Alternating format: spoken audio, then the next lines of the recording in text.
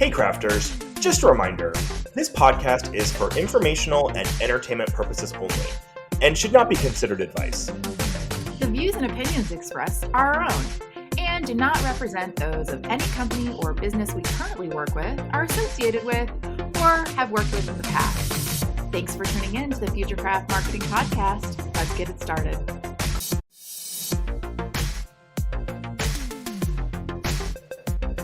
Hey there, welcome to the Futurecraft Marketing Podcast, where we're exploring how AI is changing all things from brand to demand. I'm Ken Roden, one of your guides on this exciting new journey. And I'm Erin Mills, your other co-host. And together, we're here to unpack the future of AI in marketing. We'll share some insights, test the latest technology, interview industry pioneers, and talk to folks doing really cool things. So, Ken, what really cool thing have you done in generative AI? Hey, Erin, I made the leap. I tried to do an image creation using AI. It was interesting. Well, here's the deal. This could be user error at this point. Try to use all of the learnings that we've picked up so far this season. Good prompts, clear of insight, not being generic in what I put in the prompt. The images were horrible. It was bad. What was that artist? Lisa Frank, who did the notebooks. It was like her. Oh, the Lisa Frank fans are going to come for you now. Oh, I'm cool. Hey, listen, just so we're clear, everyone, I'm a big Lisa Frank fan. I'm just saying it was like her stuff, but on acid or something. I don't know. I wasn't a fan of it. My intent is to use it for work purposes. I'm a marketer, and the imagery wasn't really what I was looking for. I was trying to get images of people at work doing work things. And it was giving me pandas doing work and unicorns doing work. And then when I tried to be no, actually, I'm looking for humans doing work, it got closer. But honestly, it's not good enough right now. I think if you're looking for illustrations, I think if you're doing a presentation, maybe a little cheeky, sure, why not? The image generator I use is not something I'd recommend. But hey, listen, I tried something, right? And so it didn't really work out for me. Fair enough. There's a lot of work that needs to be done. I will say one really fun thing that we do with our family thread is when it's a birthday, we put the person and all of their attributes, things that people are interested in or known for. For me, it would be French bulldogs and sailing, and give that to the prompt to create an image and create a really fun birthday image that we can share on the family thread. So totally see how that doesn't necessarily work and apply for work, but it is fun. Okay. That sounds great. And if you could incorporate Lisa Frank into that, I think it would just be the best image ever. Okay. Yeah. What about you? What are you doing with AI right now? So you can't tell today, but I did do my color analysis. And for folks that might remember during COVID, there was this big surge online on TikTok and Instagram about getting your colors done. So what colors look good on you? What colors look bad on you? There are a bunch of professionals that do it, and you can actually go in and they'll put different colors over you to see what's the best fit for you. And one of the things I did was took a selfie, uploaded it, and did the color analysis. Were you pleased with the color analysis? Are they colors you would wear? Does it work? Yeah, I think it works. I guess you'll have to see next episode when I incorporate it into my outfit. But I think what's interesting is it does give you a family of colors to work with, and a few things that I may not have considered, but do look good in, and some things that I should definitely avoid and are sitting in my closet now. So spring cleaning coming soon. Yeah. You think about this, right? I think that with marketers, having something like color analysis, if you're in e-commerce, maybe this is a tool if you sell clothing. This is an interesting way to get people to engage with your brand a little bit differently than maybe they have in the past. I've heard about these mirrors at some stores that will take a picture of you in the mirror and then dress you in something. And so you can see what you look like with the clothing on without actually having to try it on. I wonder if we're just headed to a future where they're actually, these colors look great on you. Do you know what? It's like the movie Clueless. That's what I was going to say. I was just going to reference that. It is. We're coming into the share era. The opposite of Clueless. Ken, who do we have on the show today? I'm really excited. Yeah, I am too. Today we've got Andy Crestodina, and he is the co-founder and CMO of Orbit Media.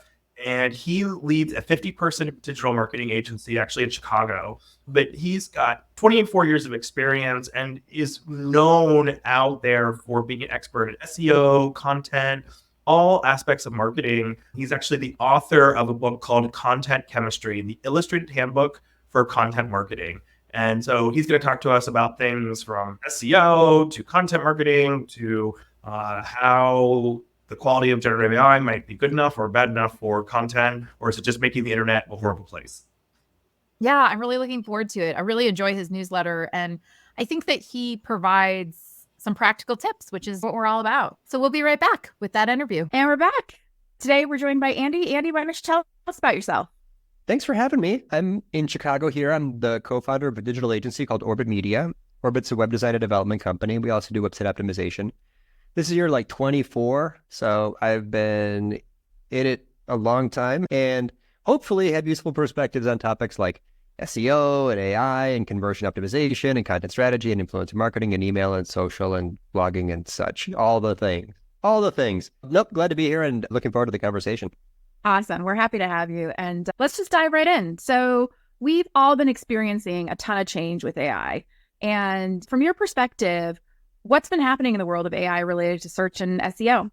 It is a huge disruption, and it's just getting started. So we have not yet seen how Google is integrating AI into their search results. If you haven't heard the term SGE, the Search Generative Experience, you're going to hear that a lot. Just as a user, your experience will change. You're going to start seeing kind of a summary, like a massive, think of it as like a massive featured snippet at the top of search results. You're looking for something, it's got some organic listings, but then it's going to summarize those up high. And then even bigger than that, the change will partly be just, are people going to keep using search? I predict that a lot of people are going to start using AI apps to get quick answers. So there's going to be a big impact on the so-called like information intent queries, and that a lot of that traffic and demand for topics and use of search engines and browsers will decline as people learn just how useful AI is answering simple questions. At the same time, lots of stuff won't be as disrupted because people still want to go to websites to get information about a possible solution or product or service. The most valuable traffic will be much less impacted, I predict. It's interesting. This weekend, I probably used Perplexity AI to answer 10 questions I had, where in the past I would have gone to Google. And I reminded me of something you said on a recent webinar that Gartner predicts a 25% drop in Google search in the future. Well, what does that mean for marketers who are focused on SEO? If my prediction comes true in that most of that decline in use of search, which is what they're saying, a 25% drop in global search value means 1 in 4 things that we used Google for before, browser plus Google plus websites, kind of goes away as people just ask AI to not retrieve an answer, but to generate the answer. Every day, that's a great example, Ken. You're one of millions of people who are all gradually realizing that AI is just great for simple answers. And so some user behavior will shift. So what that means is it changes, literally, it will change the value of websites. It'll change the strategy for content programs. It will change how ads work. And if you want to look back at an example of how this happened before, think about the revenue from news media, which newspapers had revenue that peaked like in the 90s or something and then declined. That was also information intent. So the ability of marketers and big tech and brands to monetize the information intent of a human in the world will probably decline. And lots of things that we just look for every day will just be considered basic human knowledge, and you'll be able to get to it without an ad or a browser or getting retargeted or a pop-up window or allowing cookies or accepting notifications. It's very noisy right now. The internet's pretty bad today. Let's be honest. The mobile experience is not good. Yeah, I agree with you. The experience is really tough, and I think we are up for change. It's time that something gets better for us as the end user. As this shift does happen, AI becomes more of a go-to. How do you see that shifting buyers' habits, or how do you see that so far shift buying habits?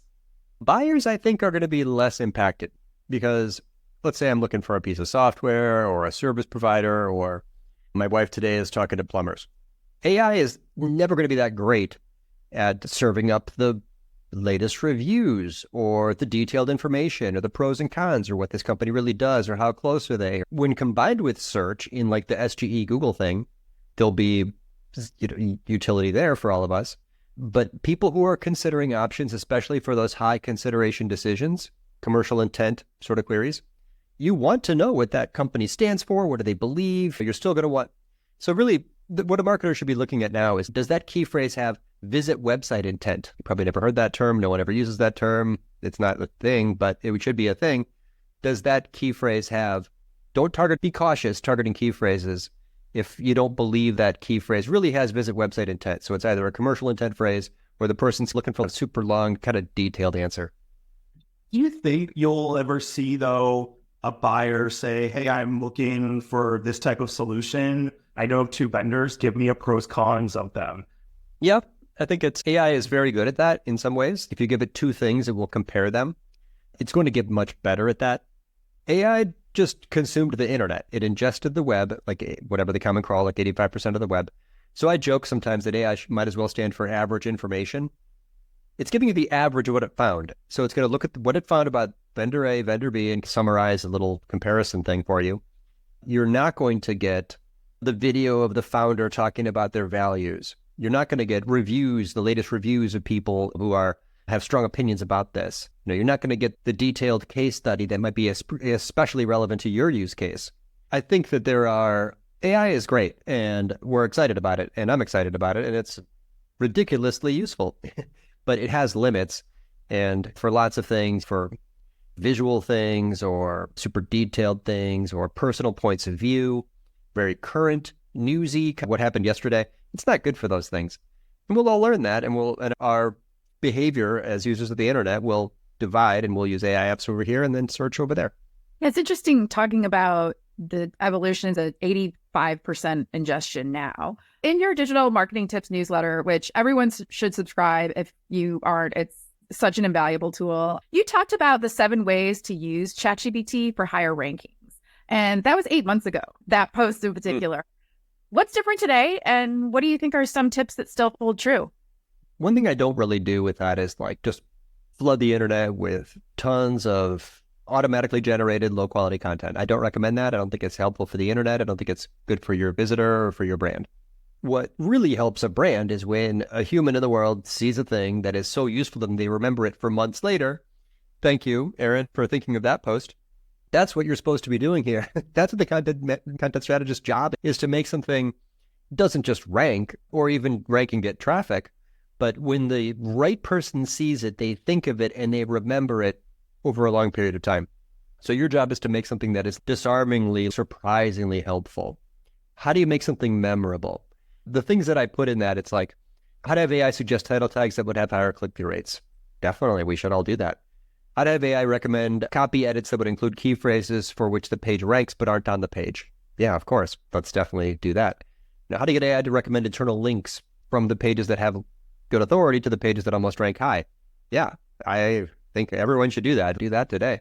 But what I think, I love your question. I don't mean to dodge it, but I think that there's like an evergreen thing here, like an important message, which is that you have experiences and a personal point of view that can connect with the reader on a level that AI can't touch. I just saw a presentation by J.A. Kunzo. He says, humans and AIs both have LLMs, but AI has a large language model, and you have little life moments. He makes this gorgeous argument for just being more human and more personal. What we should do is, yes, target key phrases. Yes, improve click-through rates. Yes, rank higher. Yes, do better internal linking. Yes, include keywords and semantic SEO and all the things. I'm an SEO from 20 years ago. What really has to also happen, that's insufficient, because what also has to happen is the person who lands and reads these words feels a connection and remembers it. You made an impact. Like, how did this thing help someone in their day? Did it connect with them? Did they relate to it? Was there a connection? And on the emotional level. So that's what SEOs suck at, to be blunt about it, and need to fix. Come on, people. We can do better. Let's make something that comes from the heart. I think SEOs need that message. I remember reading a recent study from Forrester that actually mentioned that right now we're in this era of AI, but in 10 years, buyers might actually have a bias against AI generated content because there just might be an influx of it. So we're constantly going to be having to watch this. I think marketing should try to stay as human as possible because that's how people connect to brands. But speaking about a little bit more about AI and SEO, how do you see AI shaping tactics like on-page optimization and link building, particularly for B2B? Let's do on-page optimization first. I think that probably when you combine the tools in the ways that people like me are doing them step by step, probably there will be a button that you press that says optimize, and it'll just optimize the post for search. Hate to say that, but I can imagine exactly how I would build that if I were at a SEO software company. You'd basically analyze the performance of that by checking all of its current rankings, validating that it has a greater potential to rank through by confirming its authority and the keyword's difficulty. And then if there is a possible upside, to recommend edits to the page that go into the subtopics and answer related questions and use all the semantically related phrases. Okay, that actually can be done it's better when done by a human because you can make something that is in fact memorable and personal and connects. But will there be a button that says optimize? Will it be a WordPress plugin? Probably yes. What does that do for rankings and for content? I agree, Ken. It's not really that likely to, it'll be easy to compete against that content because it tastes like butter. It's boring. It doesn't have a point of view. If you want to compete with AI, all you have to do is have a strong opinion, collaborate with friends, or record yourself, right? Because AI has no opinions, it has no friends, and it has no face. It's very easy to differentiate your content from AI. It's like when Fiverr came out, like there's a flood of low quality content. It was just good for all of us who actually work hard on their content. Link building, I have no idea. I hate to think of what these people do at scale. It's a nightmare. The automated outreach. Please, who is ever out there doing that, can you just pause for a minute? I should share screenshots of my inbox. It's just flooded.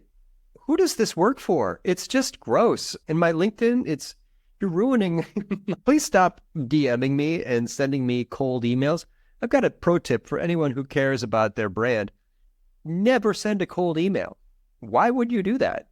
You can just start a conversation somewhere else and then follow up with an email. Don't recommend. I think link building is gross in its current form, and collaborative content attracts links organically by sharing value with influencers and subject matter experts is a fantastic way to do marketing. I would never write an article without a contributor quote, but I have never sent a cold email. Death of the cold email. I would love that. I think we all appreciate that in our inboxes.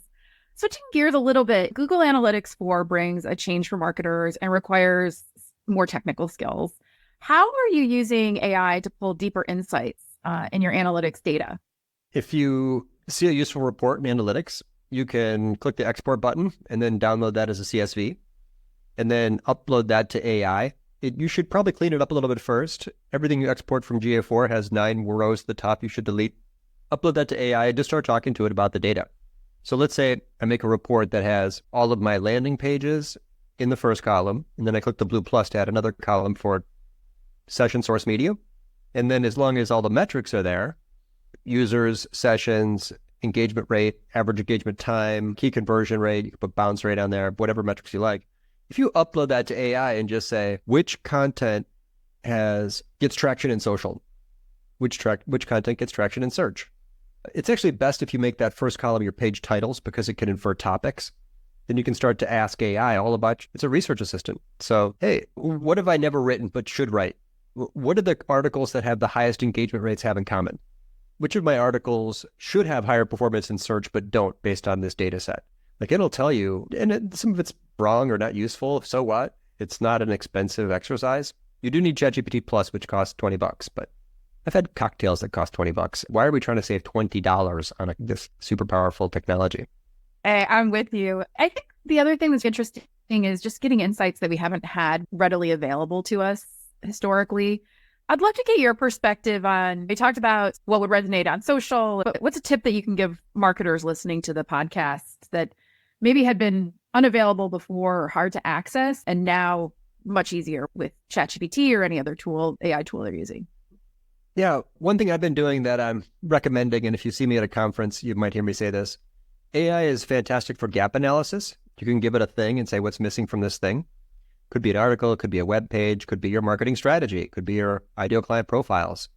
And an expert can look at a thing and also tell you what's missing, but it's difficult. That's which of my audience's information needs are unmet with the copywriting on my homepage. Okay, a hardcore conversion strategist can look closely at that page and tell you, but you need lots of experience. Just a normal marketer like me can look at a page now, can use AI to find gaps. But here's one, Aaron, that is like an AI only method. If you give it your industry and say, what are the most important topics in this industry that are not covered by the big blogs? It will tell you. What are the most thought-provoking counter-narrative opinions that are least likely to be discussed by thought leaders in my industry? It'll tell you. It's not possible for a human to read every article in a vertical and then tell you what's missing. This is an AI-only strategy. It's catnip for social media. You're going to get lots of ideas that you could write about or not. It's up to you. You pick the ones that you find interesting. It'll tell you some that you find boring. That's an important point about AI, by the way. Don't judge it based on spent 45 seconds writing a prompt and getting a response and you didn't like it. Yeah, you weren't really trying too hard yet, were you? Don't dismiss it based on one or two responses. If 80% of what it gives you is garbage, so what? The 20% might be gold. That's fine. That's a great ROI. So anyway, but AI-powered gap analysis, especially if you give it the persona first or upload your ICPs first, it's extremely useful. Oh, I'm totally going to use that tip. I love that one. Yeah, that just got a light bulb above my head right now. I was prepared because I'm totally going to try that as well. Working with many clients and trying to understand how they're using AI and doing your own work, is there a tool or prompt you found like you just think like all marketers should be trying right now? Yeah, and this one I also teach a lot. There's something that all of my most successful adventures in AI have in common, which is they begin with the persona. I have nicely defined kind of battle-tested personas that I can upload, and I can upload my own data. I'm not concerned about uploading data to AI. If you don't have that, there's a persona prompt that I use that does a lot of that job where you just fill in the blanks. It sounds like this. Build me a persona of a job title with roles and responsibilities in industry or company size or geography. This person's looking for help with challenge or task, and they're considering product or service. So that it immediately is going to make a persona, and it's going to be named Alex. It's almost always named Alex. And the next part of the prompt has 4 things. It says, list their hopes and dreams, list their fears and concerns, list their emotional triggers, and their decision criteria for selecting a company in my industry. It'll be partly wrong. You have to fix it, tell it what it missed. Never trust AI. I also joke AI might as well stand for assuming correct. Of course it's wrong. It doesn't know you. It just read the internet. It's averaging. So fix it, whatever it gives you. But then you're ready. Now that it's trained on your audience, you're really ready to use AI finally, right? Everything you do without this step is very unlikely to be targeted. Everything you do after this step is very likely to be targeted. So then talk to it. It's what's missing from this page. What would help you do your job? What claims do people make in our industry that are least likely to be supported by evidence? I'll go do a research piece. What topics provoke strong emotion and are triggering, would start a conversation? Now you know what to do on social media. This is like everything that you do after that is 10x more relevant. It would be surprising. It'd be bad if AI was somehow an expert on all of us without us telling it who we're talking to. That would be weird. You've discussed using AI to create the synthetic audience personas. Can you talk a little bit about that approach? Does it help with the content creation process or personalization or the relevance in the content you guys are thinking about creating? Yeah, that's really the point is if you don't create, it's a fancy way, and the word synthetic pops up a lot in AI. It's a fancy way to say the same thing. It's train it on your persona. If you get a good persona that AI made for you and you like it and you feel like you're getting more accurate responses from it, one trick is to then like copy and paste it into a PDF and share it with your team, or upload it to like a shared prompt library, which we should all have so that other people can collaborate with you. I'm doing marketing with mine. I describe ways to do marketing with it. What about the sales team? Aaron, maybe you have experience with this? Creating an artificial member of your audience, and then how do you use that for sales? I think there's a use case to especially onboard new sales folks or BDRs have them interact with it. And if you're thinking, yeah, you don't want the cold emails for certain, but if you do get somebody and you're trying to craft an email or get them on the phone, I think as a new person, especially newer to an industry, how would this person react if I said this? I don't know. Yeah, it's, you know what I want to do, and I don't have the raw material for it yet, but imagine if you had the last 100 sales calls you did recorded. Yeah. And you gave that to the AI and started asking it questions like, what is the most common question we get during sales? Which questions indicate there's an objection that hasn't been addressed? What is our best answer to these questions? You know, what are the aha moments for the audience or for our prospect? There will be features within CRMs probably that will ingest dozens or hundreds of previous sales calls, find patterns, and then help you craft better conversations like sales playbooks. I like your idea of what are the most common questions? What are some of that? I hadn't really thought about that. I was looking more to create scripting and stuff like that, but I like that use case. That's a good one. Yeah. I just finished a big sales enablement project. Now that I have really strong ICPs and sales and messaging frameworks, here's my list of next steps. Audit and update all the web pages. Give AI the persona, give AI the web page. There's write and launch new nurture sequences. Audit all the existing nurture sequences. Update the contact form and the thank you page. Create new sales-focused content, especially articles and case studies. Create videos and guides for each of the key messages in the messaging framework. Audit all the articles and case studies. And then write new standard follow-up emails. Those are all things that will be better now that I have AI-friendly ICPs that I can use to give a few pointers. And it'll still be a very manual process. I'm not trying to abdicate my job, right? I'm just looking, here's my third and final AI, like me changing the definition. AI is just another input. That's all it is. It's just another input. It's just another point of view. You can take it or leave it and move on. Yeah, it's interesting. You think about Gong, right? All those sales conversation tools. I've been able to find really interesting things like when they mention a specific customer as a customer story in the call, it actually moves to stage 2 faster, or you're able to see if the buyer brings up price too early on in the conversation, but it's not really going to move through. So it is a nice aid. A lot of that is a little bit manual. I know Gong does a lot of aggregate analysis of that, but you're right. I'm just able to pull out small nuggets to create some trends, but I'm curious to see what more I can do. Okay, you mentioned it a few times, like a little bit of caution around using AI because of the poor quality that it can provide. How could marketers do a better job validating or improving their outputs and the content that's generated? Hopefully the marketer is using their brain. When you look at a thing, you have to really look at it critically. Imagine you hire a writer and the writer comes back with 4 drafts of articles. You would never just automatically approve those by default. You would look at them with a skeptical eye. Why would AI be any different? So I think we just need to take it for what it is. It just quickly generated an outline or a draft. Another one is, I just don't think that it's all we need to decide in our careers like what we're passionate about. What do you want to do with your life? What do you want to be when you grow up? And then don't abdicate that part of the job because that's something you care about. In my experience, so the content that I write, it's highly formatted. It's lots of structure, subheads and bullet lists and bolding and tight sentences and some extreme short paragraphs and tons of visuals. AI is not very good at any of that stuff. It doesn't really do those things well. Okay, no problem. I'm going to use AI earlier in the process to come up with ideas. So think about, do you use it to write articles? What does that mean? There's 11 steps involved with like write articles. So break it down. Good for ideation? Yeah. If you need an idea, it can help with that, especially if you give it GA4 reports, it'll help you a lot with that. And then this is developing a point of view, what topics are missing, what strong opinions would be interesting. This is called POV development, what we talked about a minute ago, thought leadership. And then to create a draft outline. Okay, it won't be very good, so fix it. And then make a first draft article if you want. I don't do that, but that's what some people like. So break down big jobs into small jobs and look. The people who are the best at AI are looking at it at almost the task level. You break jobs down into small tasks and look for an AI use case for each of those tasks. And for some, there are good use cases. For some, there are not. But in the end, yeah, AI suggested that I read an article about advanced lead generation tactics. That's actually a pretty cool idea. And so Friday morning, I started working on it. And by Monday morning, it's about half done.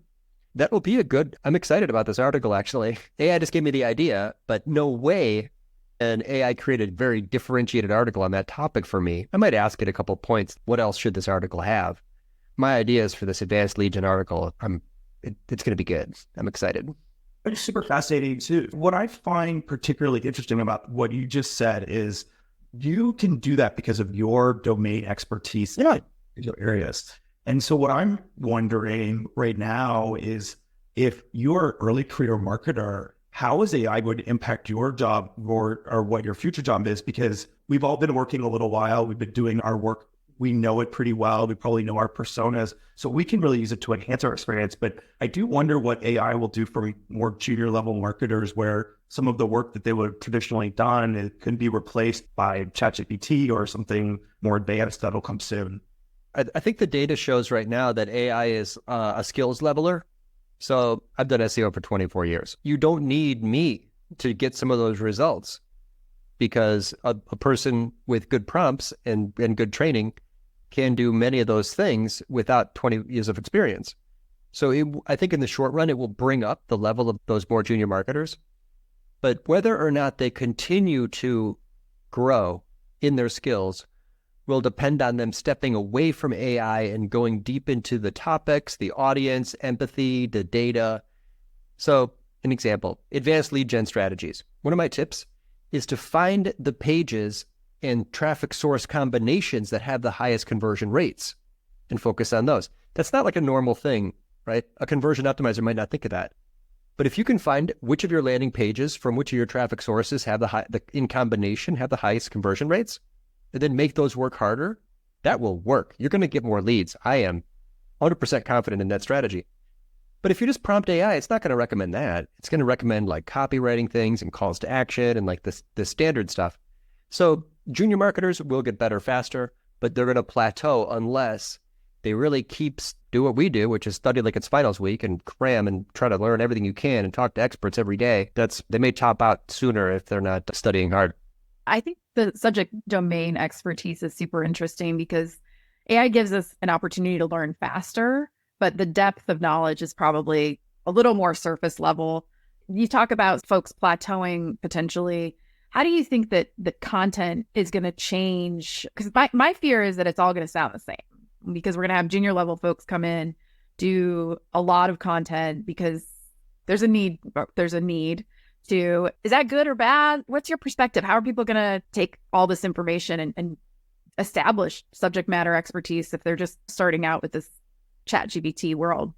Cost of content that went down, that it's gone down for years, that went down because of Fiverr, that it's now extremely low because of ChatGPT. The cost to create content and the ability to do content at scale, these things have changed dramatically. And so there's going to be just tons more content. But the percentage of content that is differentiated will go down too. There's going to be fewer of us who are sticking our neck out, taking a stand, making strong opinion statements. There's sentences you can write that AI just can't write. I could give you a million examples. I was at a conference the other day and I said this just at random. Pastrami is the greatest of all deli meats. There's no competition. It is by far the best. It's an elevated corned beef. That's a good deli meat. Maybe salami would be your second best. But I'm going pastrami number one, right? Of course. Okay, everything I just said could never be written by an AI. And when you heard it, maybe your mouth watered, like it like triggered. There's like an emotion, like you've got a perspective. You started thinking about honey baked ham or something like what just happened in your brain is different than anything AI ever could have made happen in your brain because I expressed a strong opinion. Anyone can do that. Very few marketers do that. In the future, when there's so much low quality AI, average internet kind of stuff, that content will sound even stronger and the value of personal brands will go up even higher. The value of influencer collaborations will be even greater. Be a person, draw a line in the sand, plant a flag, have a point of view. Try that. You will sound different. And in the future, when there's 10 billion new URLs that are all generated from a machine, the difference will be even greater. So we've talked about content, we've talked about SEO. One thing that I'm trying to figure out myself is how do I get my content or information about my business into these GPTs. Do you have any thoughts on how a marketer could potentially do that, or what use cases that might be related, that'll be relevant to them? I don't hear this question that much, but I think you just asked the most important question of 2025. Like, I think that is actually, if it's not SEO, is it going to be called AIO? How do you train the AI to mention your brand in your content? This is an awesome question and very interesting. If you research it, you'll find that there's a lot of, it's public how ChatGPT 3 was trained. It's like the Common Crawl plus these databases called Book 1 and Book 2. And it's like this web to crawl data set, which is like pages that have been linked to from Reddit posts that had 3 or more upvotes. It's like a bunch of stuff that they used to train GPT-3. Not Wikipedia, obviously, and Wikipedia was very heavily weighted in the data set. And AI just needs like huge amounts of information to even have grammar and know words. So not all of it is even relevant as like a knowledge source. It's just like examples of language, like all the subtitles from every movie. That's how you train an AI. You give it everything. Anyway, my recommendation for getting AI to mention your brand is to have a very big digital footprint. It's to say yes to every podcast, to produce videos with transcripts, to write guest posts for other brands, to collaborate with editors, to do good digital PR, to appear on other people's websites in as many places as possible, to write press releases, which appear everywhere, to be in list posts. Sounds weird, but if you see the sources of some AI responses, it's like a list post. So collaborate with trade publications, which are relevant topically, or associations, be a member of things if those memberships create content collaboration opportunities.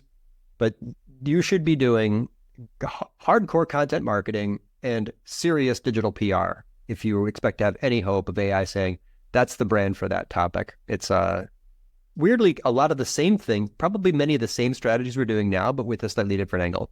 It's building the strong foundation of content marketing first, and then how do you augment what you're doing with AI tools? What do you think that's going to mean for search and how buyers think about the content they're seeing in these AI tools, or just whether the next improvements to Google looks like? How do you think that changes? This is also a very fun and totally unclear question, but no one knows yet, but I'll take a shot at it. Right now, SEOs evaluate digital PR opportunities by looking at domain authority and domain rating and links. I want to be mentioned on the website with links to it. I got a DR80 link today. Like, they care about links. I don't think AI cares about links. I have no reason to believe it does, right? I've never seen any support for that. It just reads a lot of stuff.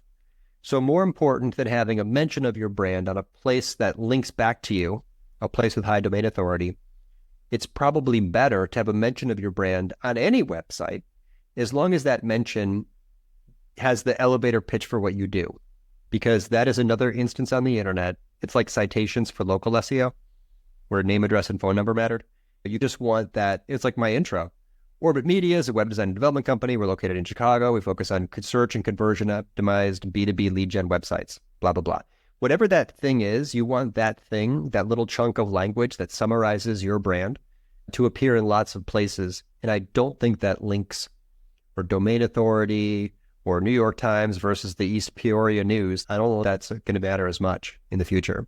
That's almost pure speculation, if I'm being honest. Yeah, I don't know. That's why this is really interesting to do this, have these conversations, because we just don't know what's going to happen. And I'll be curious to see where we go.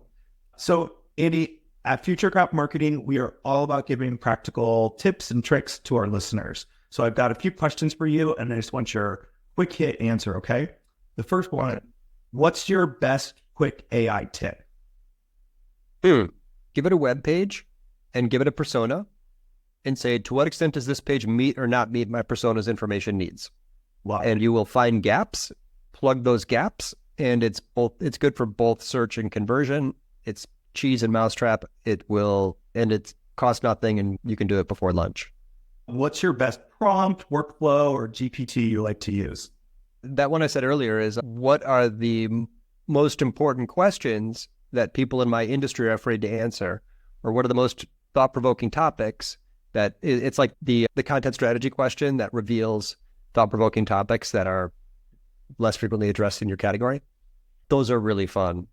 What counter-narrative opinions, that's a great combination of words, what counter-narrative opinions are the least likely to be discussed on the big blogs or by the famous thought leaders in my vertical? And some of the answers will be worthless, and a couple of them might be really fun to jump into. How do you keep up with all of this information coming out with AI? So like, what's your best tip for keeping up with all this information about AI and marketing right now?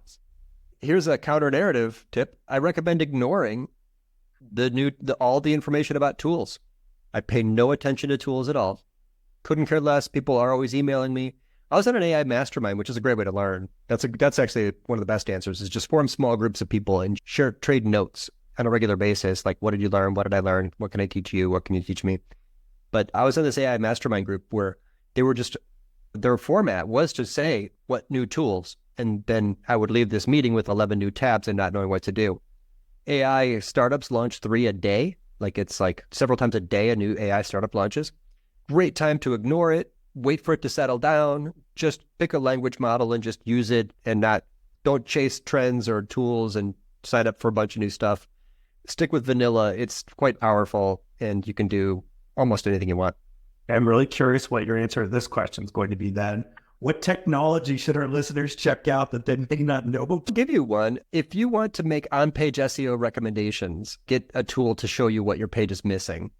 Is a tool that I use every day, almost every day, right? It's like the client it's like you find a striking distance key phrases. I rank number 11 for this phrase.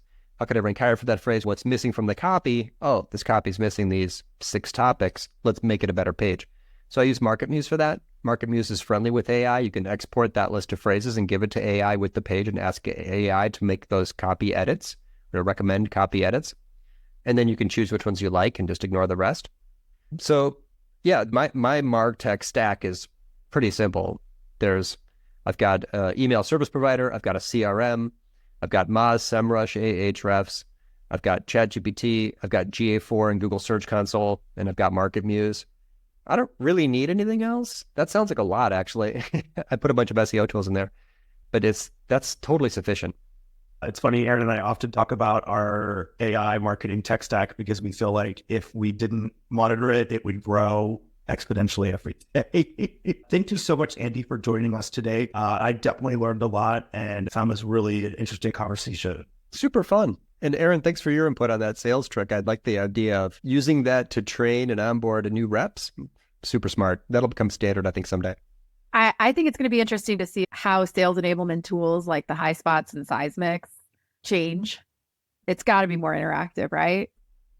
They can service the content that prospects are looking at and identify, but it's like that next step of how do you inform your salespeople to get more efficient faster? It'd be interesting.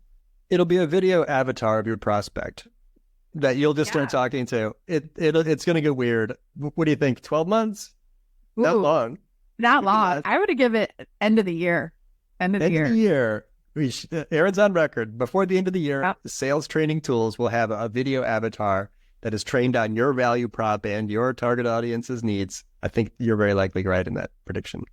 I'm certainly leaving with a ton of good takeaways here and also hungry for a pastrami sandwich. Thank you so much, Andy. Really appreciate the time today and enjoyed the conversation. Thank you. This was fun. Aaron, what'd you think? So smart, really cutting edge stuff there. I think it's hard to get ahead in the SEO world and is so competitive, and Andy's really at the top of his game. But I really think a lot of it is due to the quality and effort that they put in there. So Ken, what was your takeaway? Yeah, the thing that I found throughout the conversation with him was that GPTs can really be used to address gaps in your work, in your thinking, in your content strategy.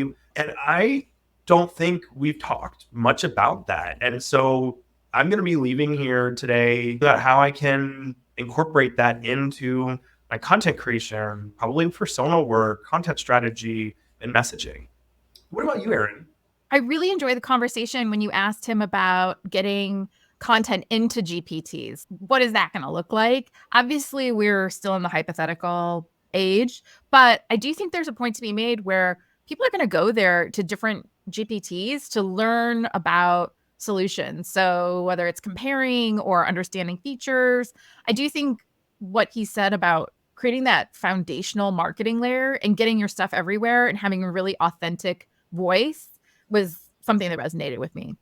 He really is on the cusp of all of this work. He's really put a lot of thought into how AI can be leveraged, but also where maybe it doesn't make sense right now. So I really appreciated his perspective, really challenged my thinking in some ways, and I'm going to try some stuff out. But again, thank you, Andy, for joining us today. We really saw a lot of value in your session. Aaron, to wrap us up, we're going to do a tech review. What tech tool are we reviewing today? I took a look at Gamma, which is a solution that helps you create presentations. Okay, cool. That sounds like something I could use a ton. I've heard of it before. I used it a while ago. Aaron, how does it stack up for you? I think there's still some opportunity for improvement. There's a lot of potential in that you can basically give it some text and it translates those into slides and gives you the imagery, gives you the flow, prescribes what that presentation could look like. And they have a bunch of different formats. So I think that is very cool. I think where it's lacking for me is just that next level. I think if you're doing a very base level presentation where you don't have a ton of depth of content that you need, or you don't need different data points where you're putting in graphs and things of that nature, it's good. It's pretty handy and it can be a really good starting point. The other downside that I see is there isn't an opportunity to add your own brand or your own templates. So you are constrained by what they have in there. And that can be a challenge if you're looking for something a bit more custom. Yeah. I remember when I was using it, I wanted to do 3 icons with a word under each of them. And I kept saying, create a slide with 3 icons and spaces for words under each of them. And it kept giving me 4. So I just think some of the more advanced or intermediate things that Gamma has, it doesn't stack up. But you're right. It probably has some great use cases. Okay. On the scale of 1 to 10, where do you rank it? I'm going to give it a 4 today. That being said, I'm still going to keep an eye on it and keep trying it because I think it's got a ton of potential and we're always giving presentations. So I think that the use case is awesome. And I think it's a really hard problem to solve for. So if they can crack it, it'd be really interesting. Yeah, I agree with you. Probably the reason why this is probably one of the lower scores that we've given is this is a really hard topic, right? And you're right. If someone can figure out how to make PowerPoints better, you're going to have so much business. Like you won't know what to do with. So I'm excited for what they do moving forward. With that, I think we are done for the day. We had a great interview with Andy, and I'm really excited to go try some of the stuff that he mentioned. But thank you all for listening and joining us, and we'll talk to you soon. And until next time, let's keep crafting the future of marketing together.